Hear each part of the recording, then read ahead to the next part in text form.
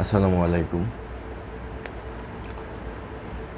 বাংলাদেশের ভাগ্যে আগামী কিছুদিনের মধ্যে, এটা হতে পারে কয়েক মাস অথবা আগামী কয়েক বছরও মনে হচ্ছে না, অপেক্ষা করতে হবে। কিন্তু আগামী আগামী নিকট ভবিষ্যতে বাংলাদেশকে একটা বড় ভূ রাজনৈতিক পরিস্থিতির মুখোমুখি হতে হবে। আজকে ইসরায়েল এবং ইরানের যে যুদ্ধ, এটা শেষ হয়েছে বলা যায়, আনুষ্ঠানিকভাবে শেষ হয়েছে। তো মধ্যপ্রাচ্যের পরে এখন ইসরায়েল হয়তো বা আমেরিকার সেকেন্ড চয়েস হিসাবে থাকবে। শোনা যাচ্ছে আমেরিকা এই এশিয়া প্যাসিফিক অঞ্চলে তার শক্তি, সামর্থ্য এবং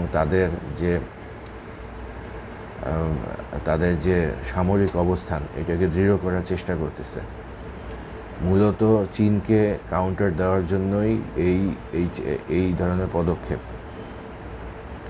তো এই পদক্ষেপ যদি তারা নেয়, এবং অলরেডি তারা কাজ শুরু করেছে, এই পদক্ষেপ যদি তারা নেয় এবং যখন তারা এই অঞ্চলে প্রকাশ্যে এন্ট্রি নেবে, তো বাংলাদেশ অত্যন্ত ক্রুশিয়াল একটা জিওগ্রাফিক পজিশনে আছে। বাংলাদেশের যে বিশ্বের মানচিত্রে বাংলাদেশের অবস্থানটা অত্যন্ত তাৎপর্যপূর্ণ একটা অবস্থায় আছে। বাংলাদেশের যে লোকেশন, বাংলাদেশ যার পক্ষে থাকবে তার দলটা অত্যন্ত শক্তিশালী হবে। বাংলাদেশ যদি আমেরিকার পক্ষে থাকে, আমেরিকার জন্য এই অঞ্চলে মাতব্বরি করা সহজ হবে। যদি চীনের পক্ষে থাকে, চীনের সামর্থ্য, শক্তি অনেক বৃদ্ধি পাবে এই অঞ্চলে। তো ভারতের পক্ষে যদি থাকে, তাহলে ভারতের জন্য অনেক পজিটিভ একটা ব্যাপার, বাংলাদেশ তাদের সাথে আছে। তো স্বাধীন বাংলাদেশ আসলে কার পক্ষে চূড়ান্তভাবে অবস্থান নেবে, এটা এখন পর্যন্ত বোঝা যাচ্ছে না। কিন্তু সময় অত্যন্ত সীমিত, কারণ এখন ইসরায়েল ইরান যুদ্ধের পরে আমেরিকা খুব সহজেই, খুব সহসাই বাংলাদেশের দিকে আগ্রহী হয়ে উঠবে। অলরেডি সেটা এই বর্তমান যে রেজিম, এটা হলো আমেরিকার তল্পিবাহক একটা রেজিম। এরা আমেরিকার এজেন্ডা, পশ্চিমাদের এজেন্ডা বাস্তবায়নে ডক্টর ইউনূস অত্যন্ত সিদ্ধহস্ত বলেই আমরা সবাই জানি। তো উনি আসলে কোন দিকে বাংলাদেশকে নিয়ে যেতে চাচ্ছে, এটা আমাদের কাছে ক্লিয়ার না। তবে এইটুক ধারণা করা যায় যে উনি মূলত পশ্চিমের দিকেই বাংলাদেশকে নিয়ে যাবেন। কারণ চীনের সাথে, পাকিস্তানের সাথে বাংলাদেশ একটা ত্রিদেশীয় জোট করতে চাচ্ছে। কিন্তু এই ধরনের একটা প্রচার হওয়ার 1-2 দিনের মাথায় পররাষ্ট্র উপদেষ্টা বলে দিচ্ছেন যে এই ধরনের জোটে যদি বাংলাদেশ অংশগ্রহণ করে, এটা বাংলাদেশের জন্য ঝুঁকি বাড়াবে, বিভিন্ন ধরনের ঝামেলা বাড়াবে। এটা সুপ্রত্যাশিতই ছিল যে ডক্টর ইউনূস যতদিন থাকবে ততদিন এ ধরনের কোনো অ্যালাই, মিলিটারি বা নন মিলিটারি কোনো অ্যালাই উনি করতে দেবেন না। কারণ উনি ক্ষমতা থাকাকালীন সময়ে যদি অ্যালাই হয়, সেটা ওয়েস্টের সাথেই হবে। ওয়েস্ট মানে হলো এটা পরোক্ষভাবে ভারতের সাথেই অ্যালাই হবে। তো এখন সে ধরনের অ্যালাইয়ের কথা শোনা যাচ্ছে না, শোনা গিয়েও এটা থেমে গেছে বলা যায়। আবার মার্কিনীদের বার্মা অ্যাক্ট আছে, মিয়ানমারকে নিয়ে অলরেডি সেখানে তারা সামরিক ফুটপ্রিন্ট রাখা শুরু করেছে। অনেকগুলো গেরিলা ফোর্স তাদের হয়ে কাজ করতেছে। মার্কিনীদের এই বার্মা অ্যাক্ট করার পরে আজকে মায়ানমার ভাঙার উপক্রম, ভেঙে যাচ্ছে, প্রায় ভেঙে গেছে অলরেডি। বাংলাদেশের সাথে যে বর্ডারটা, এটা একটা নন স্টেট একটা অ্যাক্টর। তারা কোনো আরাকান একটা দেশ হিসেবে প্রায় পরিচিতি পাচ্ছে। তো মার্কিনীদের গোয়েন্দা তৎপরতা, তার সাথে ভারত, মোসাদ, এদের যে গোয়েন্দা তৎপরতা, এটা বাংলাদেশে যেভাবে বিস্তার করতেছে এই সরকার, এটা একটা সহায়ক ভূমিকা হিসাবে বরাবরই অবস্থান নিয়ে আসতেছে। এই সরকার একটা সহায়ক শক্তি হিসেবে কাজ করতেছে মার্কিনীদের। তো আমাদের প্রস্তুতি কোথায়? বাংলাদেশের আসলে প্রস্তুতি কোথায়? সরকারের কথা না বাদে দিলাম, বাংলাদেশের গত 50 বছরের যে ডিফেন্স বা গত কয়েক বছরের যে ডিফেন্স, এর দিয়ে আসলে আমার তো মনে হয় আরাকানদের সাথে যুদ্ধ করেও বাংলাদেশ পারবে না। আমেরিকার চ্যালেঞ্জ তো পরের কথা, ইন্ডিয়ার চ্যালেঞ্জ তো পরের কথা। কোনো গেরিলা বাহিনীর সাথে যুদ্ধ করে এই ডিফেন্স কিছু করতে পারবে মনে হচ্ছে না। ফিতা কাটা, বড় বড় স্থাপনা উদ্বোধন করা, বিভিন্ন ধরনের লেকচার সেমিনারে অংশগ্রহণ করা, আর যুদ্ধের মাঠে যুদ্ধ করা, এই যে যুদ্ধ, অনেক পার্থক্য আছে। দেশের মানুষজন এরা ইনফর্মড না, জাতীয় নিরাপত্তা এমনকি অনেক মৌলিক অনেক ব্যাপারে তারা কোনো কিছু ইনফর্মড না, মৌলিক অনেক তথ্যের ব্যাপারে এগুলো জানানো হয় না। কোনো জাতীয় নিরাপত্তা ভিত্তিক কোনো আলোচনা হয় না। হঠাৎ করে আজকে যদি শোনা যায় যে ইন্ডিয়া বাংলাদেশকে আক্রমণ করছে, এটা অসম্ভব কিছু না।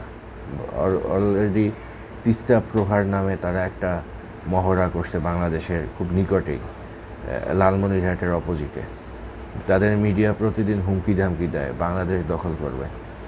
বর্তমান সরকার শুধু মুখেই বলে ভারতের বিরুদ্ধে পদক্ষেপে, তারা না কোনো ধরনের কোনো ম্যাটেরিয়াল, কোনো মেশিনারিজ কিনছে, না কোনো ধরনের কোনো জাতীয় কোনো উদ্যোগ নিছে যে দেশটাকে রক্ষা করার কোনো চেষ্টার অংশ হিসাবে। এ ধরনের কোনো তৎপরতা দেখা যায় না।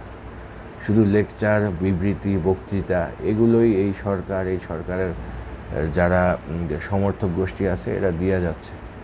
কোনো ধরনের কোনো ডিফেন্স স্ট্র্যাটেজি পাবলিকের কাছে ক্লিয়ার না। ন্যূনতম আস্থা বিশ্বাস জনগণের যে তৈরি করতে হবে, এ ব্যাপারে কারো কোনো মাথা ব্যথা নেই।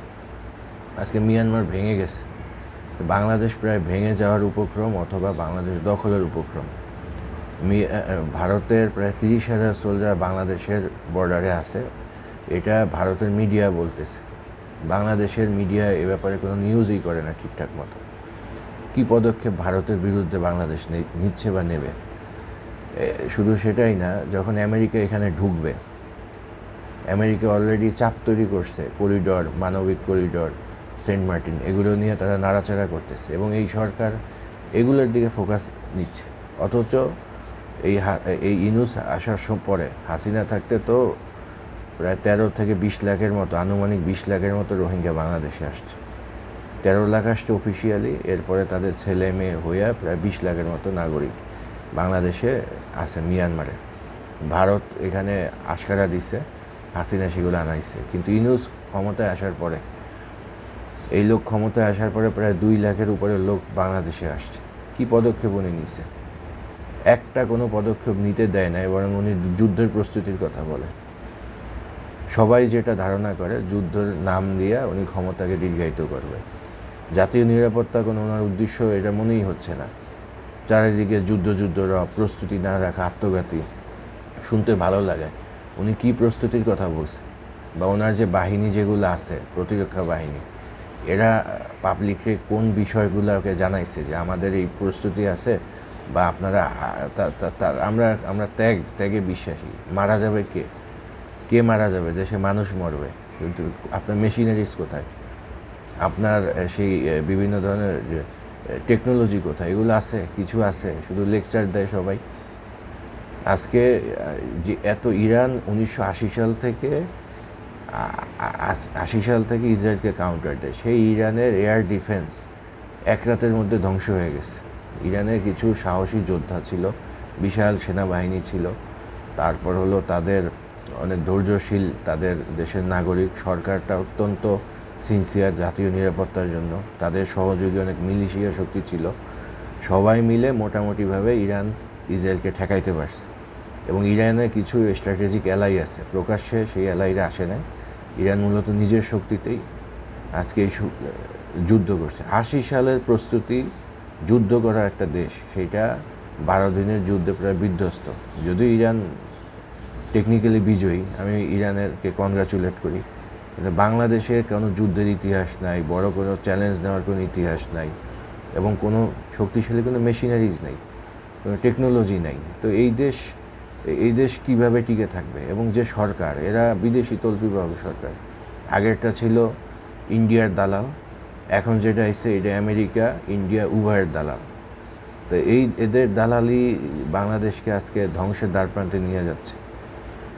এই যে সেন্ট মার্টিন, তারপর হলো করিডোর, এই ইস্যুটা থামবে না, আবার সহসাই ইউনুস এটা মাথায় আনবে। ত্রিদেশীয় জোট চীনের সাথে পাকিস্তানের সাথে করবে, সেটা নিয়ে এক পক্ষ বলে করবে আর এক পক্ষ করবে না, আর ইউনুস দৌড়ে যায় হলো বিদেশে। এই হলো এদের অবস্থা, এলোমেলো হজবরল একটা অবস্থা। শুধু এখানেই শেষ না, ডক্টর ইউনুসের এই সরকার যখন এই যে আমেরিকা যখন এশিয়া প্যাসিফিকে আসবে, তাইওয়ান নিয়ে খেলা শুরু করবে, বাংলাদেশকে একটা পক্ষে অবস্থান নিতে হবে। কোনো প্রস্তুতি নাই, ইনফ্রাস্ট্রাকচার বলতে কিছু নাই। বাংলাদেশের মানচিত্রের দিকে দেখলে দেখা যাবে যে বাংলাদেশটা কয়েক ভাগে ভাগ হয়ে রয়েছে। তো এখানে আপনার বেশি দরকার নেই, 1 ঘন্টার যদি মানে সে 80 সাল 90 সালের বিমান নিয়েও যদি এই দেশে কেউ আক্রমণ করে, 1 ঘন্টার মধ্যে বাংলাদেশে বসে যেতে হবে, এরকম একটা অবস্থা। তো বাংলাদেশ সামনে দুর্যোগ অবস্থা, এই অবস্থায় যদি বাংলাদেশ চলে, তাহলে খুব সহজেই বাংলাদেশের জাতীয় নিরাপত্তা বা দেশের অখণ্ডতা এটা যে থাকবে না, এটা বেশ ক্লিয়ার। আর এই সরকার এই ব্যাপারে মোটেও আন্তরিক না। এরা ক্ষমতা প্রলম্বিত করে বিভিন্ন ছুতা, বিভিন্ন বাহানায় ক্ষমতাকে প্রলম্বিত করবে, আর বিদেশিদের হাতে নিয়ে জাতীয় স্বার্থ বিসর্জন দিয়ে, মানে বিদেশির সাথে ন্যাশনাল ইন্টারেস্ট ট্রানজ্যাকশনের মাধ্যমে লেনদেন করে তারা ক্ষমতায় থাকতে চাচ্ছে। এটা দুর্ভাগ্য যে একটা ভারতের পদলোহী একটা সরকার গেছে, এখন আর একটা পদলোহী সরকার দেশে আছে। এটা খালি ভারতেই না, ভারতের পাশাপাশি আরও অন্যান্য দেশগুলোরও পদলেহন করে, কিন্তু দেশের কোনো ব্যাপারে, শুধু জাতীয় নিরাপত্তাই না, দেশের সাধারণ মানুষ নিয়েও এদের কোনো ভাবান্তর নাই, কোনো ধরনের ভাবনা নাই। এটাই বাংলাদেশিদের জন্য অত্যন্ত দুর্ভাগ্যের বিষয়।